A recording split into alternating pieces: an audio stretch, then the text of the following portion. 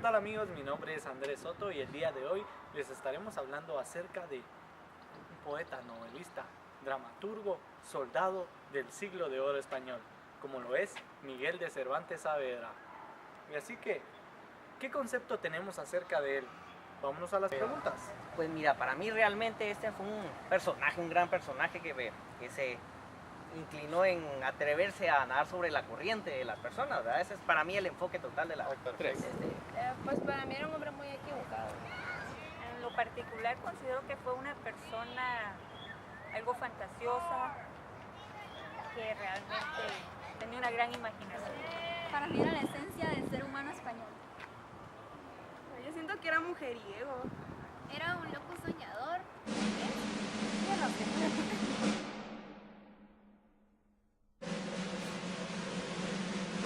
El nombre de Miguel de Cervantes ha sido muy utilizado en Sellos, calles, hoteles, restaurantes, aviones, medallas, monedas, billetes, anuncios plazas.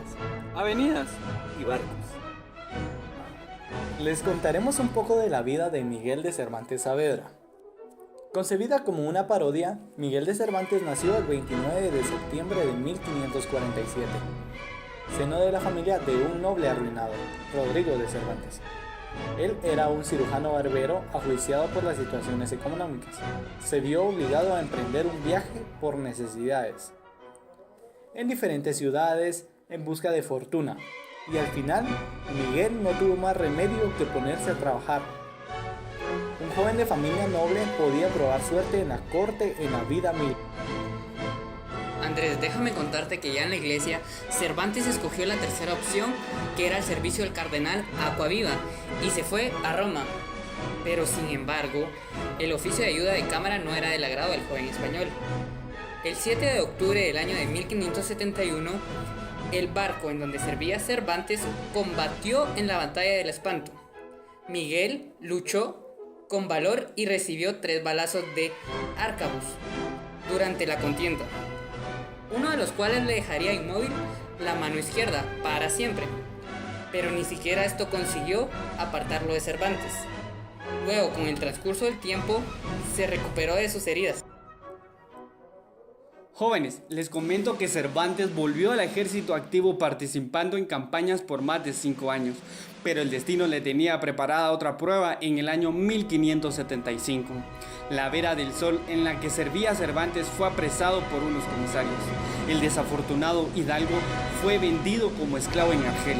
Sin embargo, en las cartas de recomendación para el rey que el cautivo llevaba, le darían cierta categoría ante el gobernador de Argel y se salvaría de grandes castigos. Pero la suma del rescate que Bajaj señaló al importante cautivo ascendió notablemente a los parientes de Cervantes. Tardaron 5 años para reunir el dinero que exigía el rescate de Cervantes. Al volver a casa se alegró, pero al parecer en sus tripulaciones no había acabado nadie. Salvo sus parientes, necesitaban al veterano que había terminado gravemente herido durante una batalla. Para entonces, los Cervantes estaban en la ruina. Su padre, después de quedarse sordo, había tenido que renunciar a su profesión de cirujano barbero, por lo que la responsabilidad de mantener a su familia se había visto aumentada por la aparición de una hija ilegítima a Cervantes. Y saben que al casarse con una joven esposa, totalmente desesperado, Miguel prueba su suerte en Andalucía. En el año 1587 se las arregla para conseguir el puesto de abastos en la Armada Invencible, ahí en donde los proveedores deshonestos se enriquecían en tan pocos meses. El noble y honesto hidalgo no tuvo más que problemas. Fue encarcelado varias veces, víctima de falsas acusaciones de malversaciones de fondos. Durante uno de sus periodos de cautiverio, Cervantes empieza a escribir su obra más famosa, El ingenioso hidalgo de Don Quijote de la Mancha, concebida como una parodia de las novelas de caballería. En aquel momento, Cervantes ya había escrito la novela de Galatea, varios dramas y más de 20 obras teatrales. Sin embargo, fue el relato de la triste figura el que inmortalizó a Cervantes. La novela, publicada en 1605, tuvo un éxito arrollador literalmente. El libro desapareció de las estanterías.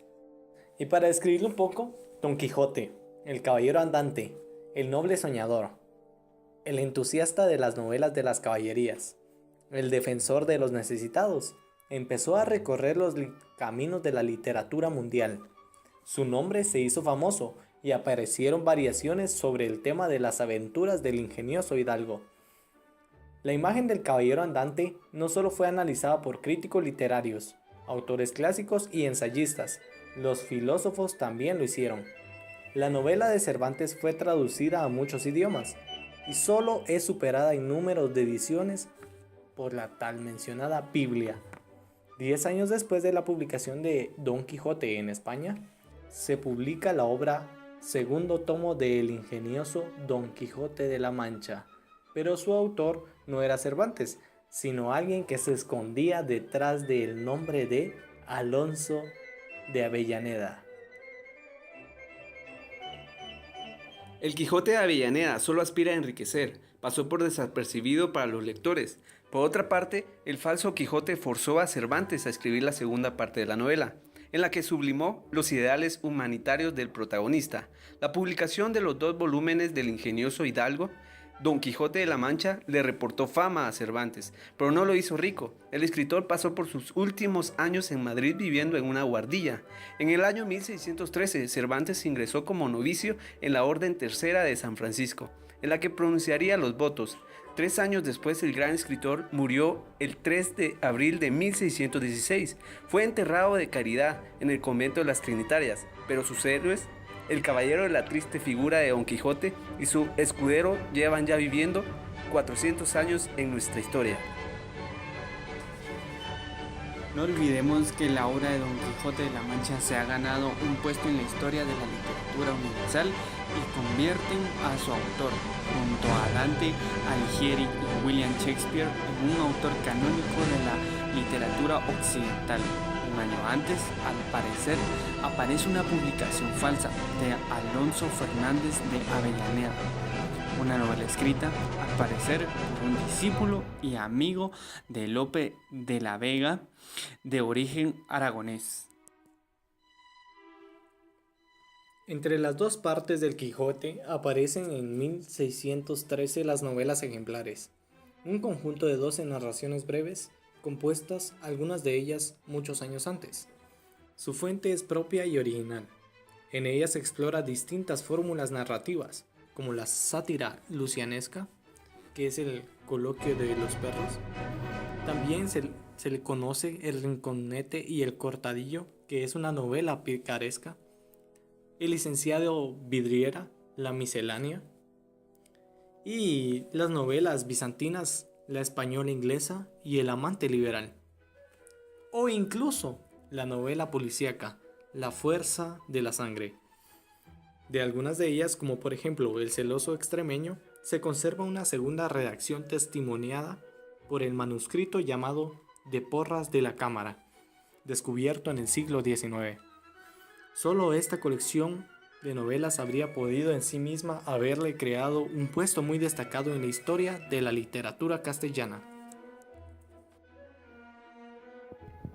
La crítica literaria fue un constante en su obra. Aparece en la Galatea, en el Quijote, y a ella se le consagró El viaje del Parnaso, que fue en 1614, extenso poema en tercetos encadenados. En 1615 publica 8 comedias y 8 entremeses nuevos nunca representados, pero su drama más popular hoy, La Numancia, además de El teatro de Argel, quedó inédito hasta el siglo XVIII.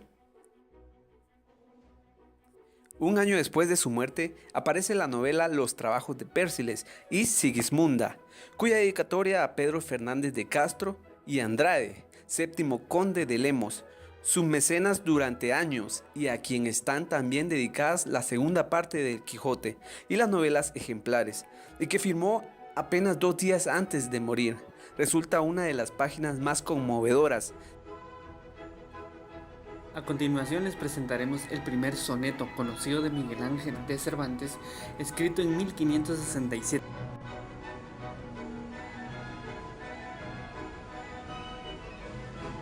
Serenísima reina, en quien se halla lo que Dios pudo dar a un ser humano, amparo universal del ser cristiano, de quien la santa fama nunca calla, arma feliz, de cuya fina malla se viste el gran Felipe soberano, ínclito rey del ancho suelo hispano, a quien fortuna y mundo se avasalla.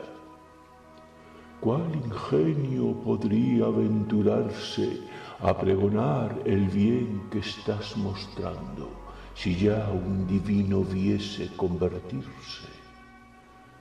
Que en ser mortal habrá de acobardarse, y así le va mejor sentir callando aquello que es difícil de decirse.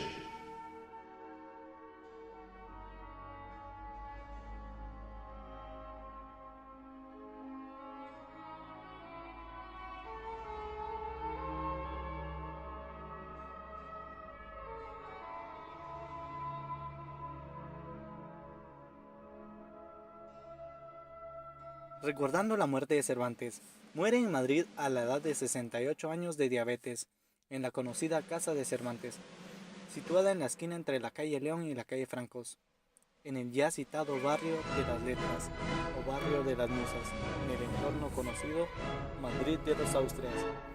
Cervantes deseó ser enterrado en la iglesia del convento de las Trinitarias Descalzas, en el mismo barrio, ya que cuando fue llevado preso en Argel, la congregación de los trinitarios ayudó, hicieron intermediarios y recogieron fondos para que él y su hermano Rodrigo fueran liberados. El convento actual fue construido en distintas fases. En el momento en que Cervantes fue enterrado allí, el convento tenía una capilla pequeña con acceso por la calle Huertas, pero posteriormente fue edificada una iglesia mayor en el mismo sitio y se trasladó a este nuevo templo a las personas que se encontraban enterradas en el anterior. El cuerpo de Cervantes también fue trasladado, pero se desconoce el lugar exacto en el que se encuentra. En julio de 2011, una serie de investigadores españoles se propusieron encontrar los restos de Cervantes, explorando las diferentes partes del convento, en 3.000 metros cuadrados, para investigar mejor su aspecto físico y las causas de su muerte. Luego de su muerte resaltan algunas de sus obras, tales como La Galatea, El ingenioso hidalgo Don Quijote de la Mancha, novelas ejemplares, El ingenioso caballero Don Quijote de la Mancha, Los trabajos de Pérsiles y Sigismunda.